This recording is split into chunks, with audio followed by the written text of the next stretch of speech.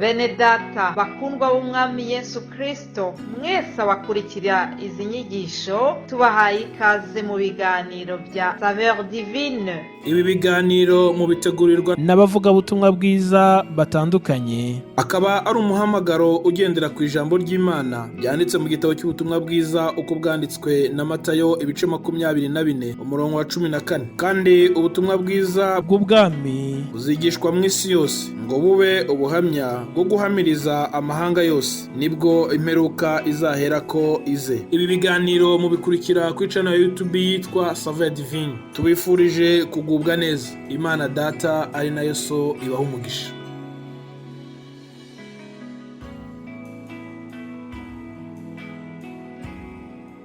Nshuti bakunzi b'ibiganiro by'ijambo ry'Imana rica ku rubuga rwa La Saveur Divine, ndabaramukije. Muri kumwe na mwene so Pasteur Nsengiyumva Nestor i Bujumbura mu Burundi. Nezerejwe no kuganira namwe ijambo ry'Imana rifatiye ku ijambo rivuga ngo Imana yishura ku gihe cyayo. Imana yishurira ku gihe cyayo. Twebwe abubaha Imana turazi ko dusenga Imana, kandi umuntu wese yariko arasenga aba yipfuza ko Imana yishura ugusenga kwiwe.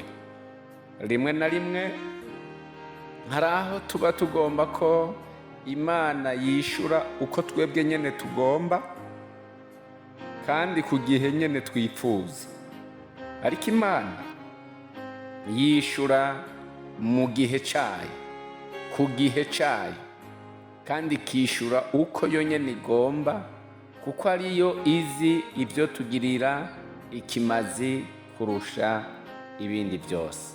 Ayo majambo tuyaganire tubanje gusoma hano mu gitabo c'umusiguzi igice ca 3 umurongo wa mbere, havuga ngo ikintu cyose cyashingiwe igihe cyaco, kandi igikorwa cyose munsi y'ijuru gifise akanya kaco. Imana rero yarashinze ibihe, kandi rimwe na rimwe hari aho ibihe biza ngo bitwigishe. Hari aho umuntu ahwana n'ibihe by'ibyago, hari aho umuntu ahwana n'ibihe by'amageragezwa, kuko umuntu iyo akijijwe ntibisigura ngo arasezeye ibyitwa ingorane, ahubwo araca mu bimugerageza by'uburyo bwinshi bikamusunikira iyo Imana iri, akinginga Imana ayisaba ngo imutabare, yumve kandi yishure ugusenga kwiwe. Hari aho rero bishika umuntu akubaha Imana agasenga Imana, mugabo inyishu y'amasengesho yiwe igateba. Rimwe na rimwe hari aho bishika umuntu agacika intege, akihebura. Hari aho bishika mbere na Satani akaza akakwongorera mu ijwi ryo mu mutima no mu byiyumviro byawe, akwereka abandi ingene bubasha Imana nayo ikabubahisha, ikabaha umugisha. Satani akakwereka ko atangorane bafise, mugabe ingorane ari iz'iwawe. Mbere hari naho bishika Satani akakwereka ko igituma wewe Imana itakwishura ari ubwinshi bw'ibyaha byawe, ariko wagerageza kurondera mu mutima, mu byiyumviro, ukumva nta jwi rikwagiriza ikibi. Oya, ntiwihebure, ntucike intege. Bibiliya hano itubariye ngo ikintu icyo ari cyo cyose munsi y'ijuru, munsi y'izuba, Imana yaragishingiye igihe cyaco. Nawe wenyine ubwawe kuri bimwe wasengera hari igihe Imana yashinze cyo kuzoguhera ko inyishu y'icyo kibazo cyawe. Icyo gusa numva no guhanura, guma wubasha Imana, guma uri umukozi wayo mwiza. Turaba akarorero mu butumwa bwiza bwa Yesu Kristo uko bwanditswe na Luka igice ca mbere uhereye ku murongo wa 5 ukageza ku murongo wa 25, uzohasanga inkuru z'umuntu yitwa Zakariya n'umugore wiwe Elisabeti. Bibiliya iremeza neza, usomye umurongo wa 6 havuga ko abo bose uko ari babiri, Zakariya na Elisabeti, bombi bagororoka imbere y'Imana, bagendera mu byagezwe n'amabwirizwa by'Umwami Imana byose batagawa.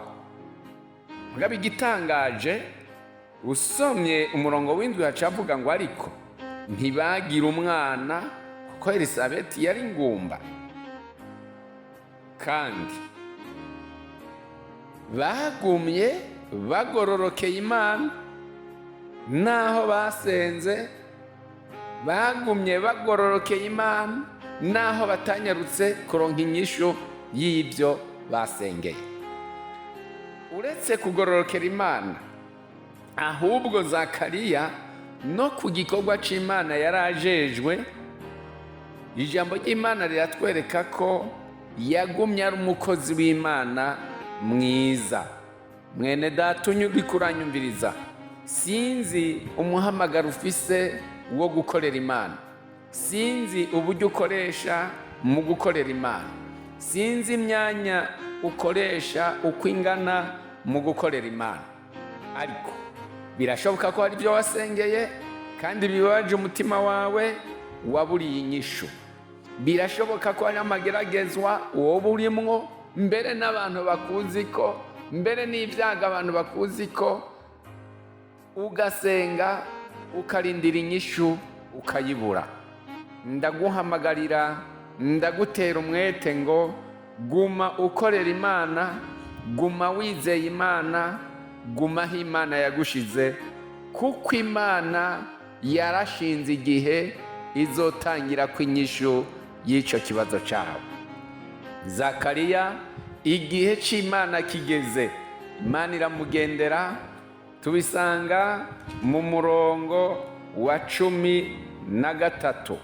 Bibiliya ivuga hano ngo umumarayika aramubwira ati ntaco utinya Zakariya, kuko ibyo wasabye byumviswe. Umugore wawe Elisabeti azokubyarira umuhungu, uzumwite Yohana. Zakariya ari ku gikorwa.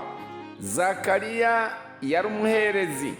Ijambo ry'Imana ritubarira ngo ariko arakora icyo gikorwa c'ubuherezi, umumarayika musanga aheraho urusengero. Uwo mumarayika Zakariya amubonye agira ubwoba bwinshi, ariko umumarayika aramubwira ati ntaco utinya Zakariya, kuko ibyo wasabye byarumviswe. Nanje numva no kwemeza ngo agasanga atajwi rikwagiriza icaha mu mutima, agasanga wagumye ugororokeye Imana, agasanga warihanye by'ukuri, bimwe wasengera Imana yarabyumvise. Ntiyishura uko tugomba, ntiyishurira ku gihe twebwe nyene ubwacu tugomba, ariko yishura ku gihe cyayo. Igihe carageze, Imana itarabye ko Zakariya ari umutama, Imana itarabye ko Elisabeti ari umutamakazi, Imana itarabye ko baja barihebuye ko bitagishoboka, ufatiye mu by'abantu bamenyereye, kuko Elisabeti yari yaraciye. Ariko kuko dufise Imana idatangirwa n'ibihe, ariko kuko dufise Imana idatangirwa n'iby'abantu bibaza, n'iby'abantu biyumvira, ijambo ry'Imana ritubarira ngo Zakariya Imana iramugendera, imubwira ko ibyo yasabye byumviswe, none umugore wiwe Elisabeti agiye kuzobyara umwana w'umuhungu. Arakora igikorwa c'Imana, ararangiza. Igihe cyo gutaha mu rugo iwe kigeze, arataha. Murongo wa 24 havuga ngo iyo minsi ishize, umugore wiwe Elisabeti asama inda, atinya abantu amezi 5. ati uku ni ku mwami Imana inkoreye mu minsi yandabiyemo kunteturura mu bantu. Haleluya. Iyo minsi yari iheze niyihe? Yari iyo kuguma ku rusengero mu murimo w'Imana, kuko barakuranwa uko imbuza abaherezi zari ziri. Noneho rero igihe ciwe kigeze, canke iyo minsi yategerezwa kuba ku rusengero irangiye, ataha mu rugo iwe. Ijambo ry'Imana rituba rero hano ngo Elisabeti aca arasama inda, mugabo aratinya abantu amezi ashika 5. Ariko ijambo rikomeye rivuga ngo, aravuga ngo iki nico gihe, iyi niyo minsi Imana yandabiyemwo kunteturura mu bantu. Nturaberera igihe giheze uko kingana, oya gumura umwizigirwa. Nturabe ngo ntibizoshoboka, kuko uko bizogenda ivyo ntibikuraba. Wewe birekera Imana, guma wizigiye Imana. Ni Imana itabura uko ibigenza. Umufaransa yavuze ngo ni multi system, ifise uburyo bwinshi cyane bwo gukora. Izo kwishura ugusenga kwawe, izo gukorera ibitangaza, uyirindire wihanganye. Ni Imana yishurira ku gihe cayo. Imana ibahezagire inshuti bakundwa. Umuntu wese muri twebwe afise ibyo yasengeye, ntiyihebure, ntakekeranye, agume yizeye, aguma ashize ivyizigiro muri iyo Mana, ariko kandi aguma yikorera, yirinde icitwa icaha. Igihe gishinzwe nayo kigeze, Imana izokwishura ugusenga kwacu. Imana ibaha umugisha.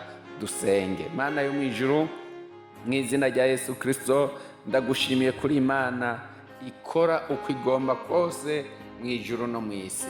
None rero, nkuko wama wishura ugusenga kw'abasavyi bawe, abari kuzokwishura ugusenga k'uyu muntu ariko aranyumviriza, ariko mpwemu wawe yera, ndasavye ngo ashishikare kumusobanurira amajambo no kumushoboza kurindira igihe cawe. Mana, igihe cawe kigeze, uze wishure, unezereza abakozi bawe. Mbisavye gutyo mu izina rya Yesu Kristo. Amen. Amen.